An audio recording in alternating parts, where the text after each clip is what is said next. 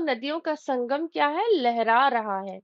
जगमग छटा निराली, और एक गजब सी, एक बहुत खूबसूरत सी छटा को क्या कर रहा है, बिखेर रहा है। पग पग छहर रही है, मतलब पूरा हर जगह हर स्थान पर ये जो नदियां हैं वो क्या है, फैल रही हैं। अब देखो इसका संदर्भ, यह पंक्तियां हमारी पाठ्य पुस्तक मल्हार भाग 1 कविता पाठ से ली गई हैं। इसके रचयिता प्रसिद्ध कवि सोहनलाल द्विवेदी जी हैं। इन पंक्तियों में कवि ने भारत के भौगोलिक महिमा, पर्वतों की ऊंचाई, समुद्र की विशालता, नदियों की पवित्रता और प्राकृतिक सुंदरता का अत्यंत सरस वर्णन किया है। प्रसंग की अगर बात करें तो इस कविता में कवि ने भारत की विशालता, शक्ति, प्राकृतिक सौंदर्य, आध्यात्मिकता का चित्रण भी किया है। और वो बता रहे हैं कि भारत की भूमि न केवल भौगोलिक दृष्टि से समृद्ध है, बल्कि सांस्कृतिक, आध्यात्मिक दृष्टि से भी बहुत ही अत्यंत महान है। अब इसकी व्याख्या की अगर बात करें तो इन पंक्तियों में कवि ने क्या किया है, हमारे देश की भौगोलिक जो एरिया है, ठीक है, उसकी सुंदरता की है, उसकी सुंदरता और नेचर, प्राकृतिक विशेषताओं की तारीफ की है। और ये कहा है कि भारत के ऊपर में, मतलब अगर ये हमारा भारत है, ठीक है, तो इस एरिया में क्या है, नॉर्थ नॉर्थ इंडिया, उत्तर भारत में स्थित क्या है, हिमालय पर्वत है, यहाँ से लेकर यहाँ तक। तो उसकी बहुत ऊंचा है, और ऐसा लगता है कि वो आकाश को छू रहा है। और ये पर्वत देश की शक्ति और मजबूती का प्रतीक है। अब यहाँ से हमें हिमालय क्या करता है, सेफ्टी भी प्रोवाइड करता है। और दूसरी ओर भारत के दक्षिण में, और दूसरी ओर देखा जाए तो भारत के साउथ में क्या है, समुद्र क्या है, फैले हुए हैं, ठीक है, जो कि हिमालय के आगे झुक झुक कर क्या कर रहे हैं, हिमालय की महानता को नमस्कार कर रहे हैं, उसका सम्मान बढ़ा रहे हैं। और त्रिवेणी किसे कहते हैं, गंगा, यमुना, सरस्वती को कहते हैं। तो ये पवित्र नदियां हैं जिनका संगम, जहां तीनों नदियां ये मिलती हैं, उसी को हम क्या बोलते हैं, त्रिवेणी कहते हैं। और अपनी बहती हुई जलधारा और मीठी आवाज से एक सुंदर दृश्य प्रस्तुत करती हैं। इनकी चमकती लहरें भारत की धरती को क्या कर रहे हैं, और भी सुंदर बना रहे हैं। सूरज की रोशनी पड़ रही है तो ये और भी सुंदर हो जा रहे हैं। ये सब मिलकर भारत की सुंदरता और उसकी सांस्कृतिक गरिमा को दिखाते हैं। निष्कर्ष, कंक्लूजन इसका ये निकलता है कि भारत एक भौगोलिक भूमि ही नहीं है, लेकिन ये सांस्कृतिक, आध्यात्मिक का संगम है ये। और इसमें हिमालय की ऊंचाई, समुद्र की विशालता, नदियों की पवित्रता, ये सब क्या है, ये सब मिलकर हमारे देश को एक अद्वितीय बना देते हैं। हमारे देश के जैसा और कोई देश हो ही नहीं सकता, नंबर 1 देश बना देते हैं। कवि ने भारत की इन विशेषताओं के माध्यम से क्या बताया है, अपना देश प्रेम बताया है, गर्व बताया है, सम्मान की भावना को हमारे सामने प्रकट किया है। आई बात समझ में? अब देखो पद दूसरा, वह पुण्य भूमि मेरी, वह स्वर्ण भूमि मेरी, वह जन्म भूमि मेरी, वह मातृभूमि मेरी। देखो कितनी सुंदर बात यहाँ पे की गई है। वह पुण्य भूमि मेरी, मतलब पुण्य, ऐसी भूमि जो कि धार्मिक और महापुरुषों की भूमि रही है। वह स्वर्ण भूमि, जो हमारे देश को ना सोने की चिड़िया कहा जाता था, तो हमारा देश क्या है, स्वर्ण भूमि है, मतलब समृद्ध है, संपन्न है, सोने के समान हमारा देश क्या है, मूल्यवान है। ये जन्मभूमि मेरी, क्योंकि जो सोहनलाल द्विवेदी जी हैं वो इसी धरती पर जन्मे हैं, तो ये उनकी जन्मभूमि है। और इस देश को क्या कहते हैं, वो अपनी माँ समझते हैं। तो वह मातृभूमि मेरी, ये मेरी मातृभूमि है जहां मैंने जन्म लिया है। झरने अनेक झरते, जिसकी पहाड़ियों में चिड़िया चहक रही है, हो मस्त झाड़ियों में। मतलब यहाँ पे बहुत सारे झरने बहते हैं, बहुत सारे पहाड़ हैं, पहाड़ों से झरने बहते हैं, और चिड़िया जो होती हैं वो हर जगह क्या है, चींची चींची करके अपने मधुर स्वर में गीत सुनाती हैं। कहाँ पे, मस्त होके इन झाड़ियों में। ठीक है। अब देखो इसका हम लोग संदर्भ देखते हैं। देखो संदर्भ में और प्रसंग में ना बहुत छोटा सा डिफरेंस होता है। संदर्भ क्या होता है कि ये पोयम, ये लाइन हमने कहाँ से ली है, किसने लिखी है, ठीक है, और इसमें कौन सी बात को उठाया गया है। और प्रसंग में कवि क्या कहना चाहता है, किसके बारे में कहना चाहता है, वो लिखा जाता है। तो संदर्भ में देखिए, ये हमारी पाठ्य पुस्तक मल्हार 1 से ली गई है। इसके रचयिता सोहनलाल द्विवेदी जी हैं। इसमें भारत की पावनता, सुंदरता और मातृभूमि के प्रति श्रद्धा को व्यक्त किया गया है। प्रसंग की अगर बात करें तो इस कविता में कवि ने अपनी जन्मभूमि यानी कि भारत को पुण्य भूमि कहा है, स्वर्ण भूमि कहा है, कहकर उसका गुणगान किया है। वे भारत की सुंदरता, हरियाली, झरने, चिड़ियों की चहचहाट चहचहाट तो प्राकृतिक सुंदरता के माध्यम से हमारे देश की जो प्राकृतिक छवि है उसको हमारे सामने प्रेजेंट किया है। अगर इसका भावार्थ देख लें तो कवि ने अपनी जन्मभूमि भारत की महानता और पवित्रता का भावात्मक रूप हमारे सामने रखा है। कवि अपने देश को पुण्य भूमि कहते हैं, उसी को स्वर्ण भूमि कहते हैं, और स्वर्ण भूमि और पुण्य भूमि कहकर हमारे देश का गौरव बढ़ाया है। यह वही भूमि है जहां कवि ने जन्म लिया, सोहनलाल द्विवेदी जी ने जन्म लिया है। और इस देश को, चूंकि वो इस देश में जन्मे हैं, तो इस देश को अपनी माँ का दर्जा देते हैं, और माँ का दर्जा देके हमारे देश का और गौरव बढ़ाते हैं, जिससे उनका गहरा आत्मीय संबंध है। कवि का आगे कहना है कि यहाँ की पहाड़ियों से अनेक झरने बहते हैं, इसकी प्राकृतिक शोभा को बढ़ाते हैं।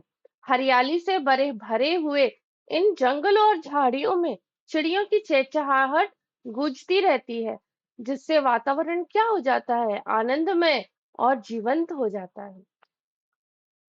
भारत की इस प्राकृतिक सुंदरता को देखकर मन क्या हो जाता है, खुश हो जाता है, हर्षित हो जाता है, अ, एकदम गर्व से भर जाता है, गर्वांकित हो जाता है। निष्कर्ष ये निकलता है कि भारत एक ऐसी भूमि है जो न केवल आध्यात्मिक सांस्कृतिक दृष्टि से महान है, लेकिन प्राकृतिक सुंदरता में भी ये पीछे नहीं है। कवि ने अपनी मातृभूमि के प्रति प्रेम, अपने देश के प्रति प्रेम, सम्मान और गौरव की भावना को हमारे सामने प्रकट किया है। यह पद देशभक्ति और प्रकृति प्रेम का सुंदर उदाहरण है। अगर हम पद तीसरे की बात करें, अमराइयां घनी है, कोयल पुकारती है, बहती मलय पवन है, तन मन संवारती है। अब देखो अमराइयां क्या होती हैं, आम के पेड़ों का जो बगीचा होता है ना, उसको अमराइयां कहते हैं। वो कहते हैं कि बहुत घनी है वो, वहां बहुत सारे पेड़ हैं आम के, जहां पर मलय पवन बहती है। मलय पवन कौन सी होती है, ये ऐसी पवन होती है, ऐसी हवा है जो दक्षिण दिशा से बहती है, और वह सुगंधित हवा होती है, जो हमारे तन और मन को क्या करती है, तरोताजा कर देती है। वह धर्म भूमि मेरी, वह कर्म भूमि मेरी, वह जन्म भूमि मेरी, वह मातृभूमि मेरी। देखो, ये धर्म भूमि मेरी मतलब जहां पर धर्म का पालन किया जाता है। ये कर्म भूमि मेरी, जहां पर हम परिश्रम करते हैं, मेहनत करते हैं, है ना, किसान खेतों में मेहनत करता है, लोग इंडस्ट्रीज में मेहनत करते हैं, पैसे कमाते हैं, देश को आगे बढ़ाते हैं। तो परिश्रम और कर्तव्य पालन की भूमि है। ये वही भूमि है जहां ये मेरी जन्म भूमि है, जहां मैंने जन्म लिया। ये मातृभूमि मेरी, ये मेरी माँ है। ये देश जो है वो कौन है, मेरी माँ है। तो ये पंक्तियां हमारे पाठ्य पुस्तक मल्हार 1 से ली गई हैं, जिसके रचयिता सोहनलाल द्विवेदी जी हैं।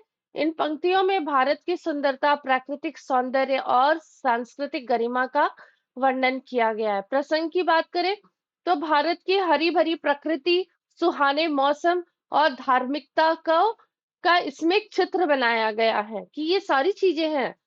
जहाँ नेचर है, सुंदर मौसम है और साथ में धार्मिकता का धर्म, अलग-अलग धर्म है यहाँ पर। बहुत सारे धर्म एक साथ रहते हैं। बताते हैं कि भारत न केवल सुंदर है बल्कि यह धर्म और कर्म की भूमि है, जहाँ जन्म लेना मेरा सौभाग्य की बात है। तो अगर इसका हम व्याख्या देखते हैं, तो भारत, कवि ने भारत की मनमोहक प्राकृतिक सुंदरता, सांस्कृतिक महानता का चित्रण किया है। वो कहते हैं कि भारत की धरती क्या है, हरी भरी है, घने आम के बागों की छाया ठंडक देती है। इन बागों में कोयल अपनी मधुर आवाज में गाती है, जिससे पूरा वातावरण सुरों से भर जाता है। और जब मंद मंद मतलब धीमे, थोड़ी हल्की हल्की जब हवा, सुंदर हवा दक्षिण दिशा से बहती है, तो वो हमारे तन और मन, हमारे शरीर को भी और हमारे मन दोनों को क्या कर जाती है, तरोताजा कर जाती है, आनंद से भर देती है, सुख देती है, शांति देती है। और इसके बाद कवि कहते हैं कि ये जो देश है, ये धार्मिक और नैतिक गरिमा का एक उदाहरण है। ये दोनों चीजें हमारे देश में क्या है, भरी हुई हैं। वे भारत को धर्म भूमि कहते हैं क्योंकि धार्मिक आस्थाओं और आध्यात्मिकता का केंद्र है। साथ में कर्म भूमि कहते हैं क्योंकि लोग यहाँ परिश्रम करते हैं, मेहनत करते हैं और अपनी वीरता की महान परंपरा हमारे इतिहास में भी है। और अंत में कवि कहते हैं कि मुझे इस धरती पर बहुत गर्व होता है कि मैंने इस धरती पर जन्म लिया और ये मेरी माँ है, ये धरती मेरी माँ है। मैं इस धरती को, इस देश को अपनी माँ के समान पूजता हूँ, जहाँ मेरा जन्म हुआ। निष्कर्ष ये निकलता है कि भारत का अत्यंत सुंदर, पावन और महान देश है। इसकी प्रकृति, संस्कृति और धर्म और परिश्रम की भावना इसे क्या बना देती है, एक विशेष बना देती है, एक विशेष स्थान देती है। और कवि को गर्व है कि उन्होंने इस धरती पर जन्म लिया, ऐसी भूमि पर जन्म लिया जो कि हर तरीके से सांस्कृतिक, भौगोलिक, प्राकृतिक, हर तरीके से हमारा देश क्या है, अव्वल नंबर पर है। जो उनके तन और मन को सुंदरता, ऊर्जा और श्रद्धा से हमारे देश के प्रति श्रद्धा भर देता है, ऊर्जा भर देता है। यह पद देश प्रेम, प्रकृति प्रेम और सांस्कृतिक गौरव की भावना को दर्शाता है। अब इस कविता का जो अंतिम पद है उसमें देखिए, जन्मे जहां थे रघुपति, मतलब जिस धरती पर रघुपति यानी श्री रामचंद्र जी जन्मे, जन्मी जहां थी सीता, जिस धरती पर सीता माता जन्मी, श्री कृष्ण ने सुनाई बंसी पुनित गीता, श्री कृष्ण ने गीता सुनाया था।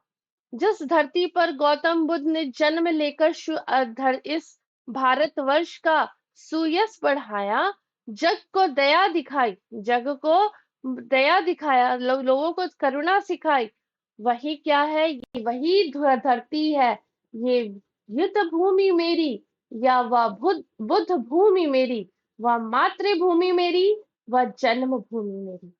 तो ये वही भूमि है जहां पर महाभारत जैसी लड़ाइयां हुई। ठीक है, ये वही भूमि है जहां पर गौतम बुद्ध जन्म लिए। ये वही भूमि है जहां मैं जन्म लिया और इस भूमि को मैं अपनी माँ के समान समझता हूँ, माँ की तरह मैं पूजता हूँ। अब इसका संदर्भ सेम रहेगा, मल्हार एक से ली गई है, लिखा इसे स्वयं सोहनलाल द्विवेदी जी हैं। भारत की पावनता, ऐतिहासिकता और सांस्कृतिक धरोहर का गौरवगान किया है। और इसकी प्रसंग की अगर बात करें तो भारत को एक ऐसी भूमि के रूप में चित्रित किया है जहां भगवान राम, सीता माता, श्री कृष्ण, भगवान बुद्ध जैसे महान विभूतियों ने जन्म देकर इस धरती का सुयश बढ़ाया है और समस्त संसार को दिशा दिखाई है।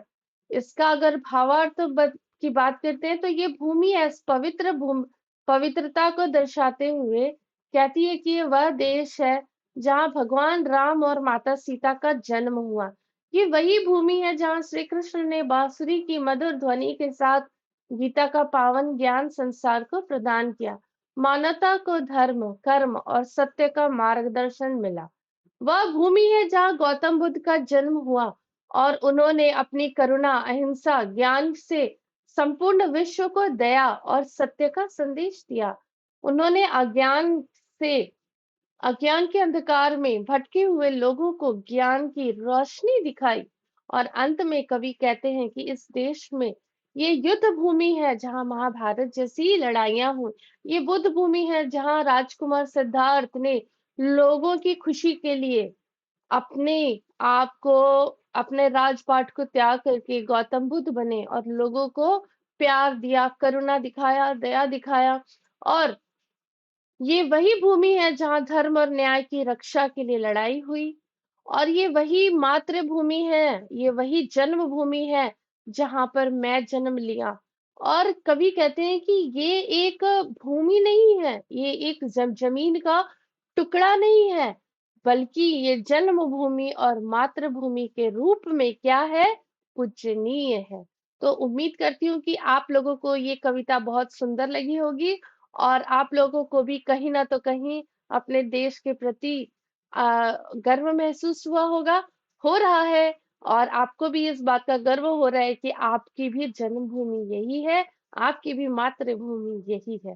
तो क्लास अगर अच्छी लगी है तो चैनल को लाइक करिए, शेयर करिए, सब्सक्राइब करिए। सोच क्या रहे हैं, चैनल को आगे बढ़ाने का जिम्मा तो आप ही का है। धन्यवाद। मिलते हैं इसके प्रश्न उत्तर के साथ में।